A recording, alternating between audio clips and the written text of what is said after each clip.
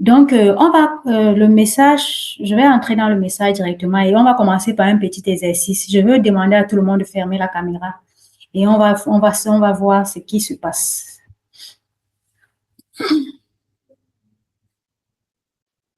Oui, je veux que tout le monde ferme la caméra, s'il vous plaît. Voilà. S'il n'y avait pas les symboles des amis d'Esther en blanc, fond blanc, on voit qu'il n'y a rien, c'est noir, c'est bizarre. Et s'il vous plaît, est-ce qu'on peut ouvrir les caméras? Revenez, pardon. Dieu dit que la lumière soit et la lumière fut. Alléluia. Donc, je commence ici en disant que le thème de notre partage aujourd'hui, c'est lève-toi et brille. Alléluia. Lève-toi et brille. Ton caméra, ouais. Lève-toi et brille. Ok, je vais juste partager.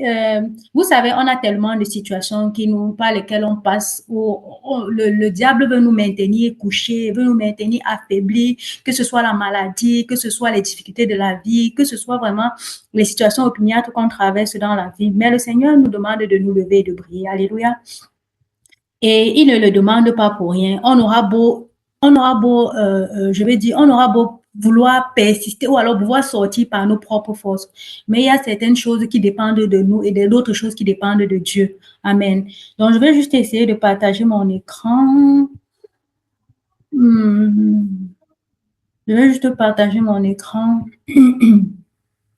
Lève-toi et brille. Donc, si quelqu'un peut nous aider à lire Ésaïe 60, verset 1. C'est vraiment Ésaïe 60, verset 1.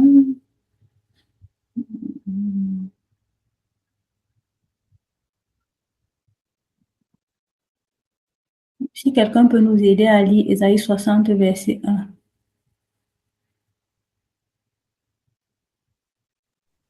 Ésaïe 60, verset 1. Lève-toi, sois éclairé, car ta lumière arrive, et la gloire de l'Éternel se lève sur toi. Amen. Amen. Amen. Alléluia. Excusez-moi, je suis en train de chercher le partage d'écran. Cher, ok.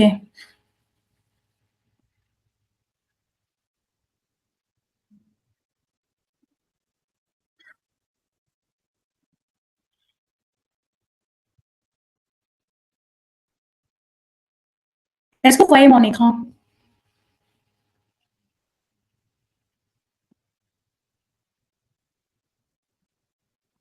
Est-ce que vous voyez mon écran? Non, pas encore. Oui. Ok, maintenant c'est bon, c'est bon. Maman lève le doigt et vous dites non. Ok, je vous dis Ah, que ça aussi, maman lève peut-être c'est le doigt et difficile. vous dites non. Oui, ça. Ok. Lève-toi et brille. Arise and shine. Alléluia.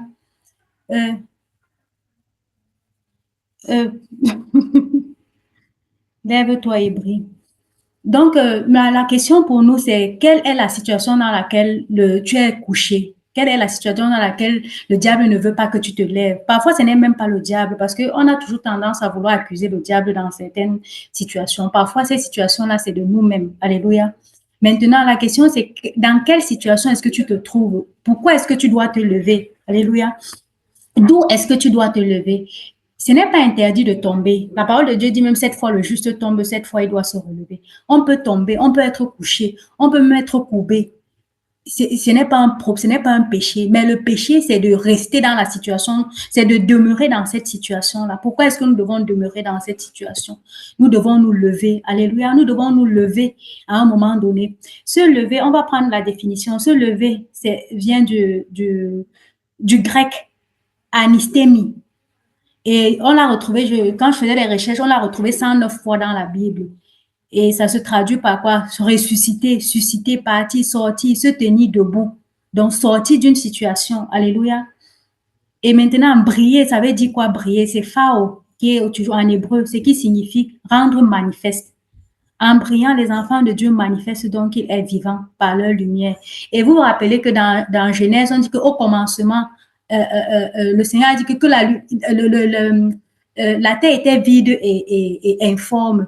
Alléluia. Et le Seigneur a dit que la lumière soit et la lumière fut. Donc, tout commence par la lumière. Et cette lumière-là n'est pas là pour nos beaux yeux. Pourquoi est-ce que nous devons nous lever? Si quelqu'un peut nous lire 1 Pierre 2, verset 9, nous allons trouver la réponse dans 1 Pierre 2, verset 9. Pourquoi? Quelle est la raison fondamentale pour laquelle nous devons nous lever?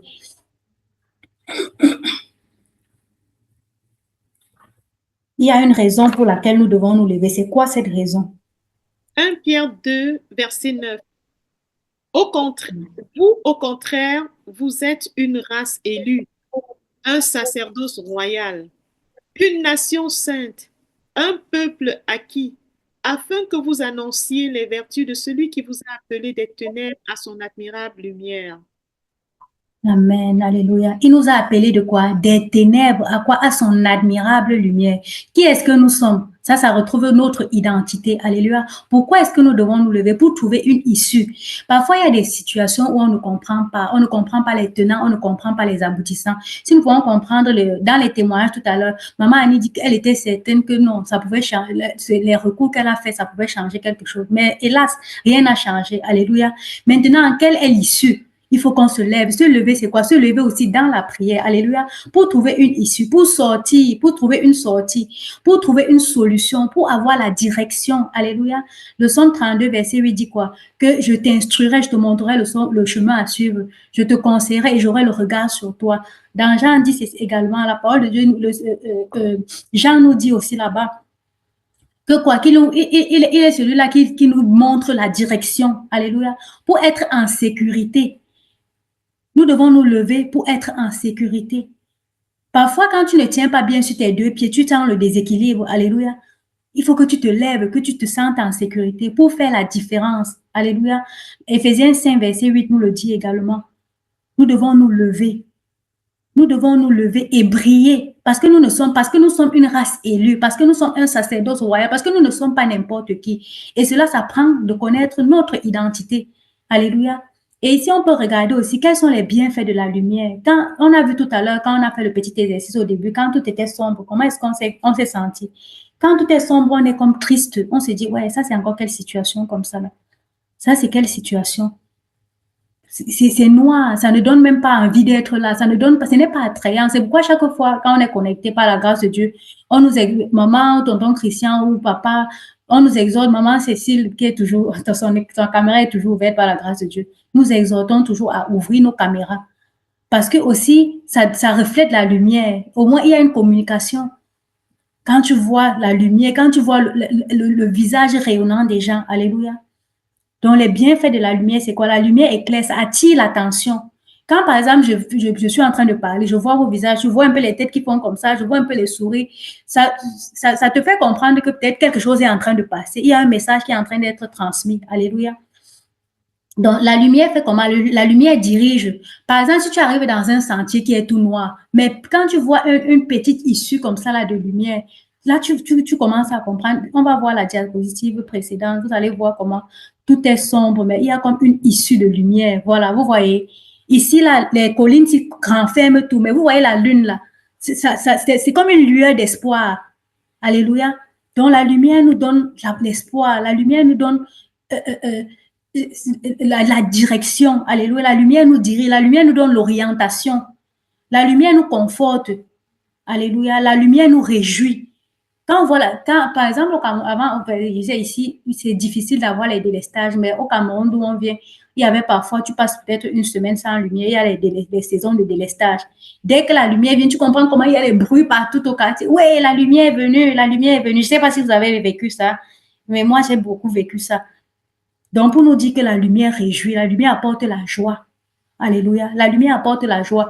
Et la principale lumière que nous connaissons, c'est qui? C'est Jésus lui-même. Dieu nous a envoyé Jésus qui est la lumière lui-même. Il dit dans sa parole que je suis la lumière. Je suis la lumière éternelle. Je suis la lumière du monde. Celui qui me suit ne marche pas dans le noir, mais il aura la lumière éternelle et la vie. Alléluia. Donc, excusez-moi. Quand on a Christ, on a la lumière en nous. Et on va voir quelques astuces pour se lever et briller. Donc, qu'est-ce que nous devons faire en tant qu'enfants de Dieu pour nous lever et pour briller? Excusez-moi. Nous devons connaître Dieu. Alléluia. Qu'est-ce qu'on entend par connaître Dieu? Comme je disais tout à l'heure, Dieu a dit lui-même qu'il est la lumière. Alléluia. Donc, si nous connaissons Dieu, ça veut dire que nous connaissons la lumière. Alléluia. Si nous connaissons sa parole, lui, il a également dit je suis la parole, je suis le pain de vie. Alléluia. Donc, si nous connaissons Dieu, ça veut dire que nous connaissons. Si nous rencontrons Dieu, ça veut dire que nous avons rencontré la lumière. Et lui-même, nous dit même dans sa parole que nous-mêmes, nous sommes la lumière. Alléluia. Nous devons connaître Dieu. Nous devons connaître Dieu. Et je vais m'attarder sur connaître Dieu. Nous ne pouvons pas connaître Dieu autre endroit que sa parole. Et nous allons voir ça plus bas. Alléluia. Nous devons connaître notre identité en Christ. Nous avons vu tout à l'heure dans le passage de Pierre, où Pierre nous dit que nous sommes une race élue et un sacerdoce royal. Et nous avons parlé de fond en comble de l'identité. Notre identité en Christ. Quand nous ne connaissons pas notre identité, nous pouvons nous laisser séduire, comme nous avons vu tout à l'heure dans Colossiens 2, dans le passage d'Étienne. Nous devons connaître notre identité. Si nous ne connaissons pas notre identité, on va nous laisser injecter par des faux messages, par des faux discours. Or, quand nous connaissons notre identité, ce n'est pas par orgueil, mais ni par fierté, mais par affirmation de soi. Par affirmation de l'identité que nous avons en Christ, par affirmation de qui est notre Père, qui est notre Rédempteur, qui est notre Sauveur, et ce qu'il nous a promis dans sa parole. Alléluia. Et nous devons avoir la foi. Avoir la foi, c'est quoi? On va juste prendre rapidement cette petite histoire pour illustrer. Et c'est dans Marc 10, à partir du verset 46. Si quelqu'un peut lire, ce serait bien. Du verset 46 au verset 53. Marc chapitre 10. Oui, s'il te plaît. Ok, 2 secondes. Ok. Marc chapitre 10 à partir du verset 46. La parole de Dieu dit, ils arrivèrent à Jéricho, et lorsque Jésus en sortit, avec ses disciples et une assez grande foule, le fils de Timée, Bartimée, mendiant aveugle, était assis au bord du chemin. Il entendit que c'était Jésus de Nazareth et se mit à crier. Jusqu'au verset 53, s'il te plaît. C'est David. Jésus, aie pitié de moi. Plusieurs, le fils de David, aie pitié de moi. Jésus s'arrêta et dit, appelez-le. Ils appelèrent l'aveugle en lui disant, prends courage, lève-toi, il t'appelle. L'aveugle se jeta son manteau et, se tenant d'un bond, vint vers Jésus. Jésus, prenant la parole, lui dit, que veux-tu que je te fasse? Rabouni, lui répondit l'aveugle, que je recouvre la vue. Et Jésus lui dit, va, ta foi t'a sauvé. Aussitôt, il recouvra la vue et suivit Jésus dans le chemin. Amen. Amen. Alléluia.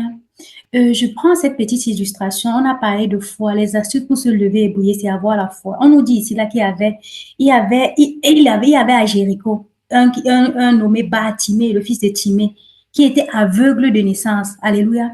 Dans ta situation, quelle est cette situation depuis ta naissance? Quelle est cette situation qui dure, cette situation opiniâtre, qui prend ton énergie, qui te fait rester couché, qui t'a renversé? Alléluia. Quelle est cette situation qui t'a renversé depuis longtemps? Tu ne connais pas l'issue, tu ne connais pas la solution. Tu as longtemps cherché, tu as longtemps demandé qu'est-ce qui m'arrive, mais tu ne comprends pas. Alléluia. Ici, on nous dit ici là que Bartimée, mendiant aveugle, était assis au bord du chemin. Il entendit que c'était Jésus de Nazareth et il se mit à crier. Alléluia. J'aimerais aujourd'hui t'encourager à te lever et à crier. Alléluia. Il n'a pas crié à n'importe qui. Il crie, fils de David, Jésus, aie pitié de moi. Alléluia. Se mettre à crier, ça veut dire quoi? Ça veut d'abord dire prendre conscience de son handicap. Alléluia. Et donc, il a pris conscience de ce qu'il était aveugle. Il a pris conscience de ce qu'il avait besoin d'une solution. Est-ce que dans notre cas, nous avons déjà pris conscience de ce que nous avons besoin d'une solution? Nous avons pris conscience du handicap dans lequel nous vivons. Nous avons pris conscience de ce que nous avons besoin d'une main puissante pour intervenir dans la situation dans laquelle nous vivons. Alléluia. Et puis, il dit, plusieurs le reprenaient pour le faire taire, mais il criait encore beaucoup plus fort. Alléluia. Parfois, il y a tu te dis que non, je suis déjà au bout du tunnel, mais certaines personnes te frustrent, on te dit tais-toi, ou ta situation est définitive, il n'y a même pas d'issue. Ta famille est comme ça, c'est un problème, c'est héréditaire, tu ne peux même pas y sortir, tes anciens parents étaient comme ça, tes arrière-parents étaient comme ça, donc tu vas seulement finir comme ça, alléluia. Mais j'aimerais te dire aujourd'hui que ne te tais pas, crie encore plus fort, alléluia, crie plus fort. Est-ce que quelqu'un peut dire, je vais crier plus fort? Je vais crier plus fort. Alléluia. Il dit, fils de David, Jésus, aie pitié de moi. Oui, aie pitié de moi. Jésus s'arrêta et dit, alléluia, je prophétise que Jésus s'arrête devant ta situation. Parce que tu as crié plus fort. Jésus s'arrête devant ta situation. Alléluia. Jésus s'arrêta et dit, appelez-le. Ils appelèrent l'aveugle en disant, prends courage, lève-toi.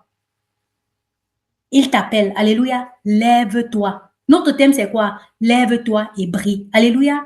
Donc, il a fallu qu'il se lève de son handicap, qu'il se lève de... On dit qu'il était assis au bord du chemin. Vous voyez, au début, on te dit que c'était un mendiant aveugle qui était assis au bord du chemin.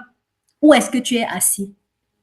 Où est-ce que nous sommes assis? Nous devons nous lever. Nous devons crier. Crier plus fort et nous lever. Alléluia. Parce que quand le Seigneur dit que l'ange de l'Éternel campe autour de ceux qui le craignent, il les arrache au danger. Le Seigneur dit également qu'il n'est pas sourd pour nous écouter. Alléluia. Sa main n'est pas courte pour nous saisir ou pour nous exaucer. Alléluia. Donc quand nous crions, il dit que ceux qui crient à l'Éternel, il entend. Alléluia. Il n'est pas sourd. Donc quand nous crions à lui, il nous écoute et il va nous exaucer au temps convenable, pas à notre temps. Parce que ce Bartimée, il était aveugle de naissance. Nous ne savons pas quel âge il avait quand il a rencontré Jésus. Mais on nous dit qu'il était aveugle de naissance. Ça veut dire qu'il y a un laps de temps entre sa naissance et le temps où il a rencontré le Seigneur pour sa délivrance, pour la délivrance de son infirmité. Alléluia. Donc même nous, quelles que soient les situations par lesquelles nous passons, ne nous décourageons pas. Crions au Seigneur, crions encore plus fort et sachons que le moment de la rencontre, le moment du changement est déjà là. Alléluia. Et que le Seigneur va agir, qu'il a même déjà agi et que nous attendons juste la manifestation physique. Amen. On dit, il a dit ici, prends courage. On est au verset 49. Jésus s'arrêta et dit, appelez-le. Il appelait l'aveugle, il appelait en lui disant, prends courage, lève-toi. Il t'appelle. L'aveugle jeta son manteau. Alléluia. Et se levant d'un bond. Alléluia. J'aimerais qu'on le dise ensemble. Je me lève d'un bond. Se lever d'un bond, ça veut dire, on ne se lève pas faiblement, on ne se lève pas timidement. Se lever d'un bond, ça veut dire se lever comme un soldat. Alléluia. Nous devons nous lever comme des soldats. Se leva d'un bond. Alléluia. Se leva d'un bond. Vint vers Jésus. Jésus prenant la parole lui dit, que veux-tu que je fasse pour toi? Alléluia. Mon frère, ma soeur, aujourd'hui, dans ta situation, Seigneur te demande, qu'est-ce que tu veux que je fasse pour toi? Quand on a parlé de connaître notre identité, parfois nous-mêmes, nous ne connaissons pas ce que nous voulons que le Seigneur fasse pour nous. Qu'est-ce que tu veux que le Seigneur fasse pour toi, mon frère? Qu'est-ce que tu veux que le Seigneur fasse pour toi, ma soeur? Est-ce que tu sais même ce que tu veux? Parfois, tu dis que non, je veux commencer avec l'école, je veux faire ci, je veux faire ça.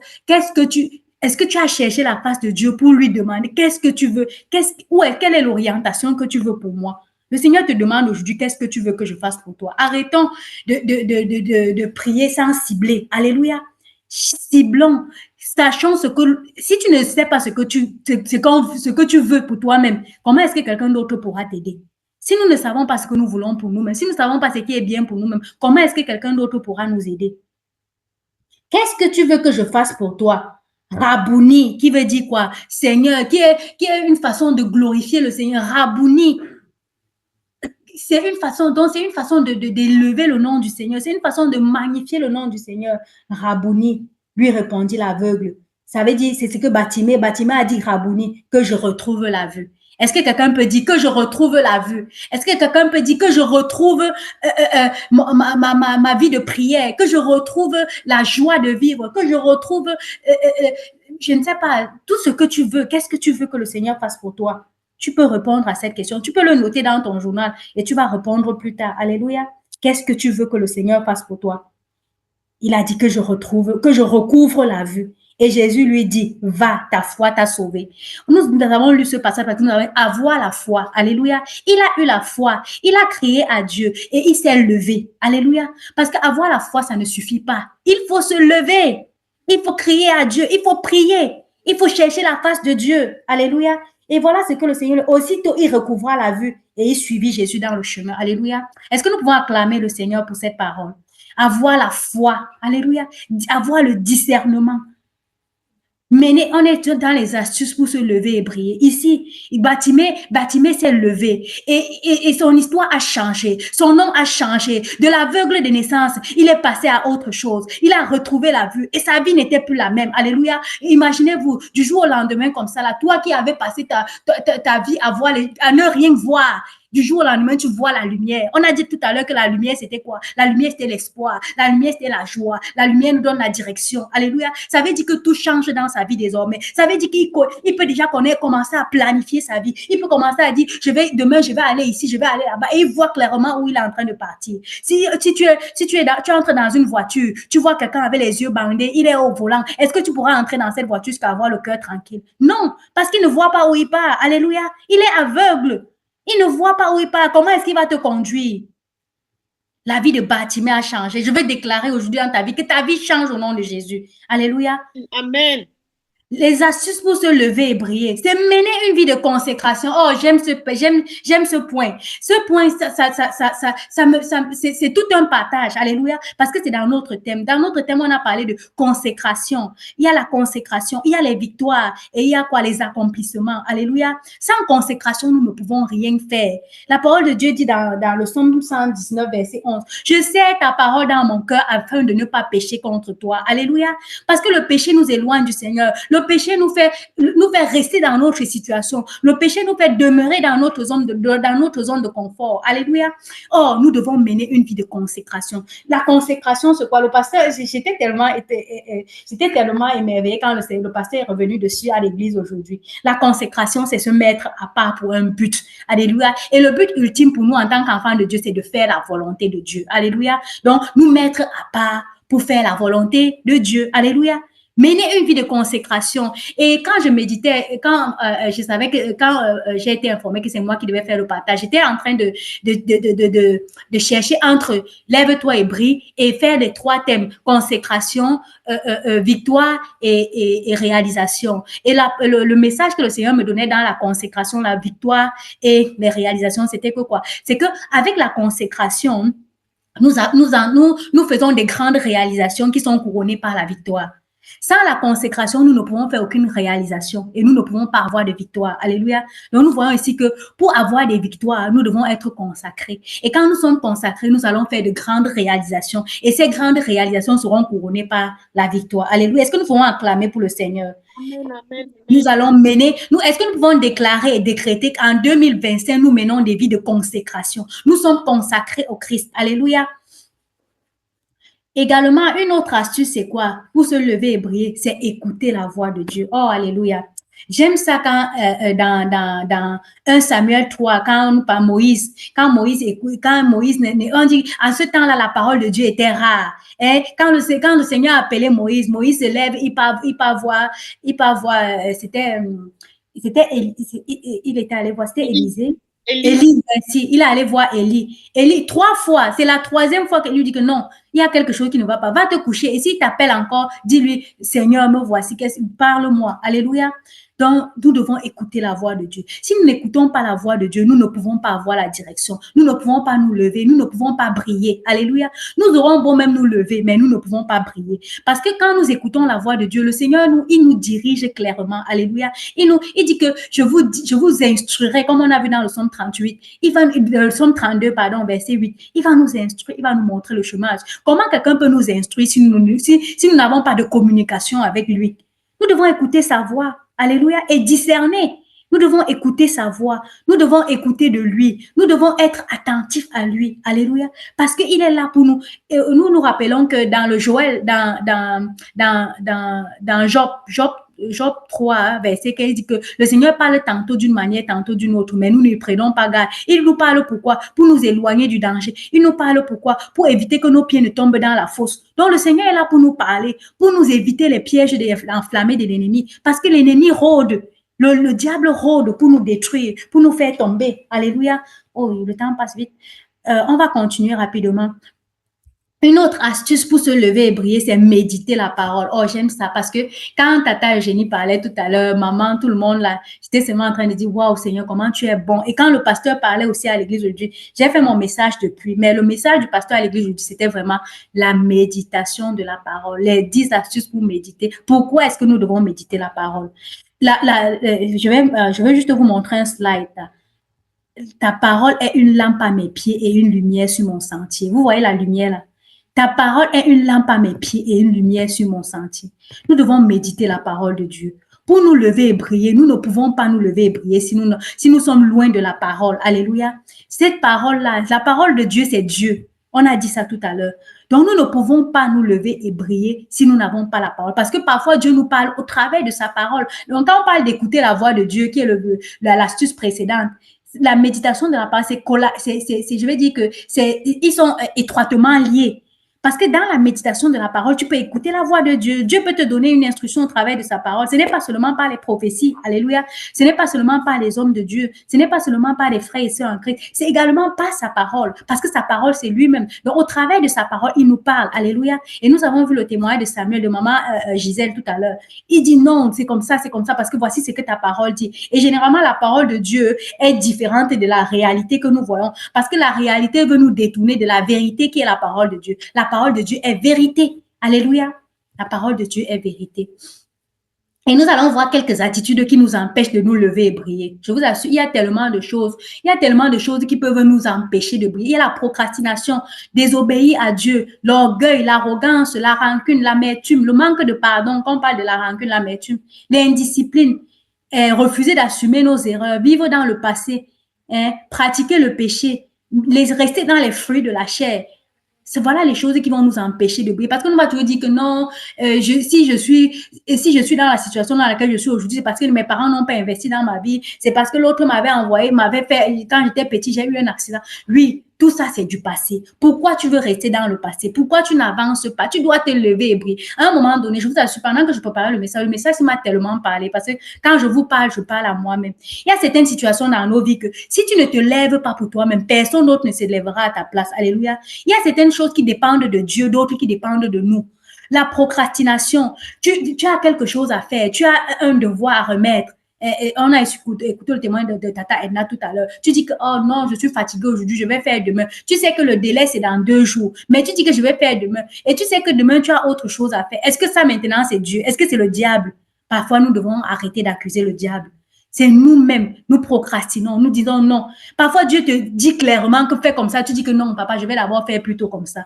Est-ce que c'est alors Dieu maintenant? Est-ce qu'il n'était pas dit ce qu'il fallait faire? Alléluia. Donc, on dit souvent quoi? Prenons nos responsabilités. Alléluia. Assumons. Alléluia. Sortons de l'indiscipline. Parce que ce sont toutes ces attitudes-là qui nous empêchent de nous lever et briller. Nous aurons beau être couchés, mais nous devons nous lever. Alléluia. J'ai dit tout à l'heure qu'il n'est pas interdit d'être couché, mais il faut savoir se lever. Amen. Il faut savoir se lever à un certain moment. Et pour se lever, vraiment, ça prend quitter notre zone de confort. Ça prend quitter notre zone de confort. Si tout à l'heure, si Bartimée ne quittait pas sa zone de confort, il devait crier une fois pendant que le peuple était en train de la chialer pour dire tais-toi, tais-toi. Il devait se taire, non? Il devait se taire, il devait dire que ah non, le peuple me frustre, il me demande de me taire. Il devait se taire. Mais non, il avait son objectif à atteindre. Alléluia. On va voir rapidement, c'est un peu long là, mais je vais juste paraphraser rapidement. Dans 2 Rois, l'histoire de Naaman, 2 Rois 5, les autres là, on va juste expliquer rapidement et passer parce que le temps est en notre défaveur. Mais on ne va pas lire, je vais juste aller rapidement. Ici, comment est-ce que nous voyons comment Naaman s'est levé lui-même et comment est-ce que le Seigneur a utilisé miraculeusement la jeune fille qui était dans sa maison. On dit, Naaman, chef de l'armée du roi de Syrie, jouissait de la faveur de son maître et d'une grande considération, car c'était par lui que l'Éternel avait délivré les Syriens. Mais cet homme fort et vaillant était lépreux. Alléluia. Quelle est la lèpre que tu vis toi présentement? Et on dit que c'était un homme fort et vaillant. Il était chef de l'armée, mais il avait un problème. Donc, chacun de nous, parfois, nous avons des difficultés. Nous avons des difficultés, nous ne partageons même pas avec les autres. Dans ton cas de figure, quelle est ta lèpre? Quel est le problème qui t'achiale? Quel est le problème qui t'accable? Il dit, il était lépreux. Alléluia. Or, les Syriens étaient sortis par troupes et ils avaient amené captive une petite fille du pays d'Israël qui était au service de la femme de Naaman. Alléluia.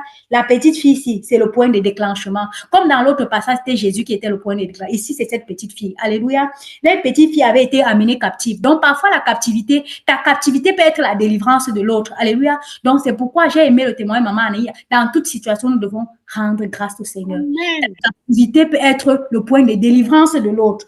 Il dit, et elle dit à son maître, oh, si mon Seigneur était auprès du prophète qui est en Samarie, le prophète le guérirait de sa lèpre. Naaman alla dire à son maître, la jeune fille du pays d'Israël a parlé de telle et de telle manière. Et le roi de Syrie dit, va, rends-toi à Samarie et j'enverrai une lettre au roi d'Israël. Il partit, l'obéissance. Alléluia. Il n'est pas resté dans sa zone de confort. Il est parti. Il s'est levé. Alléluia. Il partit. Il partit prenant avec lui 10 talents d'argent, 10 000, quoi. Il porta au roi d'Israël la lettre où il était dit, maintenant, quand cette lettre te sera parvenue, tu sauras que je t'envoie Naaman, mon serviteur, afin que tu le guérisses de sa lèpre. Alléluia. Le Seigneur t'envoie quelqu'un pour qu'il te guérisse de la situation dans laquelle tu vis. Amen.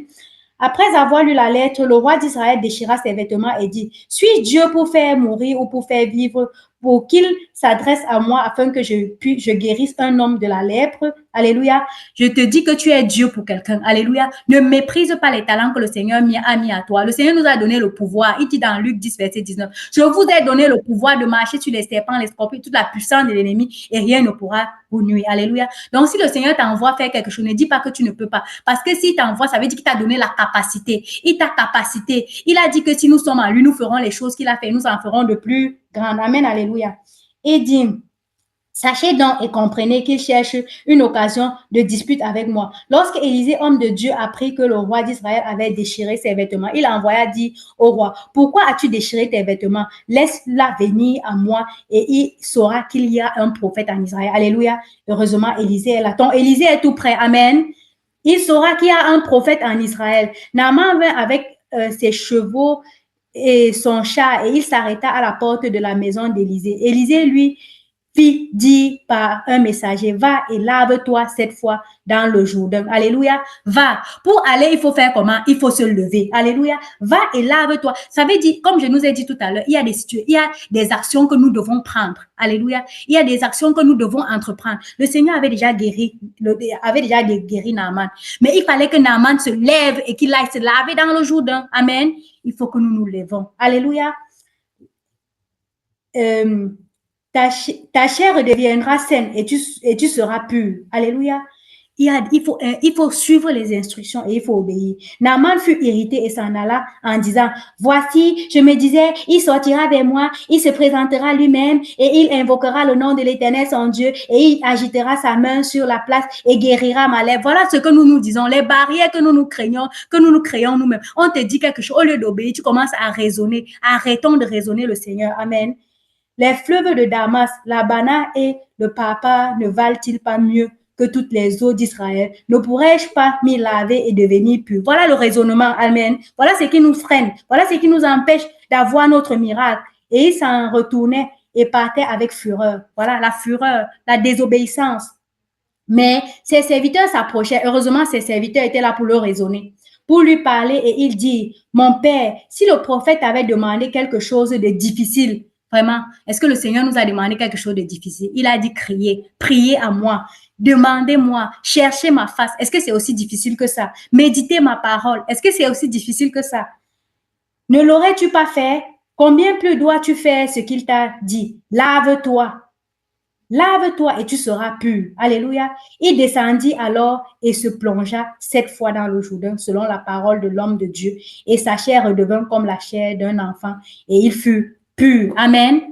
Donc, je veux nous exhorter ici à être obéissants, à suivre les instructions sans raisonner. Amen. Nous avons l'histoire de Esther aussi. Esther était dans sa zone de confort. Hein? Il fallait juste qu'elle se lève et qu'elle prenne un jeûne de 3 jours. Alléluia. Qu'elle prenne un jeûne de 3 jours pour délivrer son peuple. Daniel également, Nebuchadnezzar était résolu à détruire tous les devins parce qu'il n'avait pas pu interpréter son sommeil. Daniel s'est levé. Alléluia. Il s'est levé pour le peuple. Néhémie. Néhémie avait dit non, regardez comment la case de mon père, il faut qu'on bâtisse une case. Anne a dit que non, je ne peux pas rester dans cette situation. Elle s'est levée et quand elle pleurait pour avoir un enfant, à un moment donné, le Seigneur a dit que ça va, c'est bon comme ça. Alléluia. Et elle s'est calmée, on dit qu'elle s'est lavée, elle s'est parfumée, elle était bien. Amen. Donc, sans compter le fils prodige. On va lire rapidement. Pour le fils prodige, on va le lire rapidement. On dit que, on connaît tous l'histoire du fils prodigue dans Luc 15. Le fils prodigue, c'est quoi? Il était dans la maison de son père avec son frère. À un moment donné, il a demandé son héritage. Il a dilapidé avec l'alcool, les prostituées, tout ce qui était. Et puis, il est devenu très malheureux parce qu'il n'avait plus de quoi manger. Mais un jour, il s'est levé. Alléluia. Dans le verset 18. Est-ce que quelqu'un peut nous lire le verset 18? Dans Luc 15, verset 18, s'il vous plaît. Verset 18, je me lèverai, j'irai vers mon Père et je lui dirai, mon Père, j'ai péché contre le ciel et contre toi. Amen. Parfois, ça nous demande de nous lever, de nous repentir, de nous humilier. Alléluia. Ça ne nous coûte rien. Pour briller, nous devons nous humilier. Et quand vous voyez que quand il est même revenu chez son père, le père était tellement, il a tué le veau gras, il était tellement con, il n'a pas commencé à ressasser. Tu avais pris l'argent, tu avais fait ci, tu avais fait ça. Non. Il s'est réjoui. Alléluia. Il s'est réjoui. Il s'est réjoui que son fils se soit levé, que son fils ait pris la résolution de revenir. Amen. Que Dieu vous bénisse abondamment. Alléluia. Et que la lumière de Christ qui est en nous recouvre toute la terre. Amen. Nous allons prier. Nous allons prier et je rends grâce au Seigneur vraiment pour ce message. Nous allons prier, nous allons dire merci au Seigneur. Quelqu'un ici ne va pas partir comme il est venu. Alléluia. Je ne sais pas ce que tu planifiais de faire depuis. Peut-être depuis 2024, tu as planifié, tu as dit que je veux faire ci, je veux faire ça. L'année est finie, tu n'es même pas passé à côté. Tu n'as même pas commencé. Mais cette année, en 2025, nous allons commencer, nous allons finir. Alléluia. Nous allons nous lever, nous allons briller, nous allons célébrer. Nous allons aller de victoire en victoire. Nous allons vivre des vies de consécration. Alléluia. Donc, nous allons prier au nom de Jésus. Père éternel, nous te disons merci pour ta parole qui est une lampe à nos pieds, une lumière sur nos sentiers. Nous te disons merci parce que nous nous levons et nous brillons. Père éternel, nous nous levons de toutes ces situations opiniâtres. Nous nous levons de toutes ces frustrations. Nous nous levons de toutes ces difficultés. Nous nous levons de toutes ces, de notre zone de confort. Nous nous levons et nous brillons. Père éternel, nous brillons parce que nous voulons te refléter sur cette terre. Père éternel, tu as dit nous sommes le sel de la terre et la lumière du monde. Et une lampe, on ne l'allume pas pour la mettre sous le chandelier. On la met sur la colline afin qu'elle éclaire toute la ville. La ville, Père éternel, nous éclairons dans nos lieux de service. Nous éclairons, ô Père éternel, dans les supermarchés. Nous éclairons dans nos familles. Nous sommes des exemples. Nous sommes des Christ, des petits dieux au nom de Jésus de Nazareth. Notre lumière brille sans cesse et jamais elle ne s'éteint parce que nous maintenons cette flamme active au nom de Jésus. Par la méditation de ta parole, par la prière, par le jeûne, par une vie de consécration au nom de Jésus de Nazareth. Merci Seigneur. Merci Yahweh. Que ton règne vienne et que ta volonté soit faite dès maintenant et toujours et pour tous les siècles des siècles. C'est au nom de Jésus que nous avons prié avec action de grâce. Amen. Amen.